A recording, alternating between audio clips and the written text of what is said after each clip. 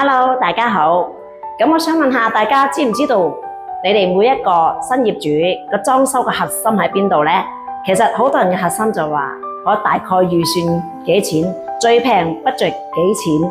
但係你哋個有時嘅核心可能擺錯咗位置啦。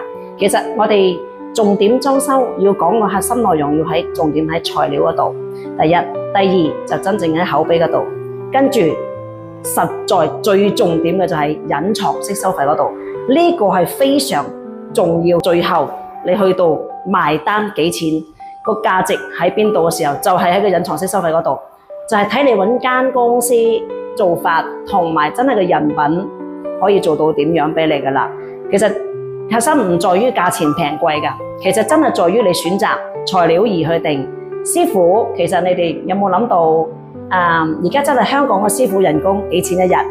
係啦，咁如果真係話唔係香港嘅師傅，你會點睇？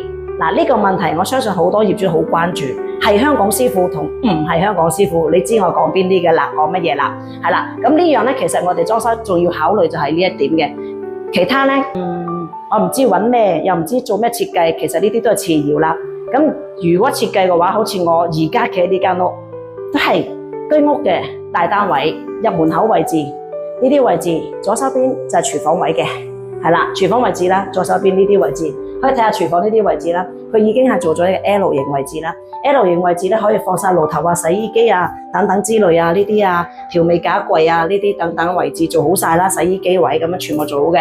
咁跟住咧嚟到呢個位置轉翻過嚟咧係一個廁所位嚟嘅。廁所位置咧鏡櫃、套裝櫃就一套齊晒嘅啦。係啦，咁啊睇翻鏡櫃呢啲位置啦，咁呢度就做齊晒，入邊可以放嘢嘅。咁啊，玻璃玉屏、磨砂、乾濕分離呢啲位，咁呢啲位置咧係沖涼同埋洗面啊，大家去廁所兩筆唔怕濕晒嘅咁樣，再嚟翻啦呢啲位置就係獅字櫃位啦，飾櫃、絲櫃中空位放入門放廁鎖匙，入門放鎖匙，或者你有時放飲水機、咖啡機等等細型嘅家電係可以嘅。咁呢啲儲物櫃位啦，係啦，可以放翻好多嘢嘅。嗱，呢啲儲物量係唔細嘅，成套櫃、鞋櫃啊，呢啲全部一 set 過啦。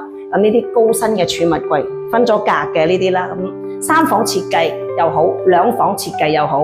如果你係大單位，呢度一個房係梗房位，呢個門口位置有4尺嘅。點解你哋見到我哋好多片段、好多視頻做咗呢個櫃間開咗咧？因為呢個門口太闊啦，4尺啦。咁呢個房咧係做咗套房、上床、下床一個組合，上下床組合嚟嘅。